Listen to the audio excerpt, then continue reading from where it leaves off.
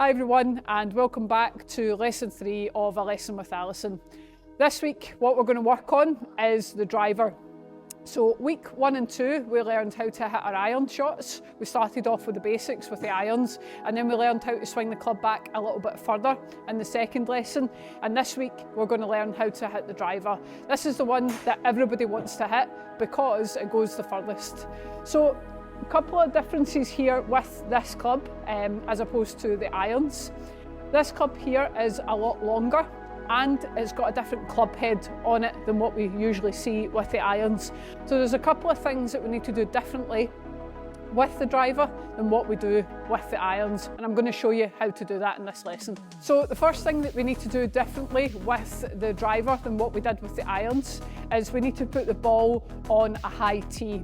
So I'm on the driving range at the moment here, and I've got an orange tee as the biggest tee on my mat, so I'm going to put the ball onto the orange tee with the driver. Secondly, we'll go into the setup position. Now, if you can remember back to the irons, we talked about the setup being shoulder width apart. With the driver, because it's a lot longer and we're effectively swinging the club a little bit further back, we need more stability with our feet. So what we need to do is get our stance a little bit bigger than shoulder width apart. So on the last lesson we talked about a little small step to the left and a little small step to the right with our feet. This time we just want to take a slightly bigger step. So starting off with our feet together, small step to the left and a big step to the right. This will help us get into the correct width of stance for the driver. When we talked about irons and we talked about the ball position, where it is relative to our feet, we talked about the ball pointing down to the middle of our feet. With the driver, that's slightly different. We actually want the ball closest to your front foot. So I'm a right-handed golfer, so it's closest to my left foot. For left-handed golfers, it would be your right foot. So if I draw a line down from the golf ball, I want it to be just inside my left toe. Okay, so straight line down, just inside my left toe. Now I'm in the correct position to hit a driver.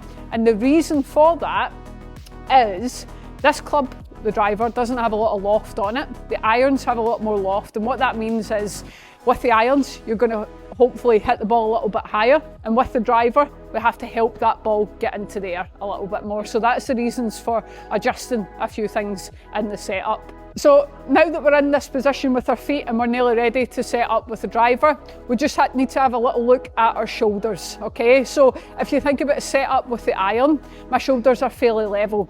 If I stick my driver across my shoulders, if we use the grip as a trajectory of the ball, if my shoulders are level, that ball's going to go pretty low. What I need to do is tilt my shoulders back ever so slightly, okay? And you'll see the difference that that's just made on the trajectory of the ball.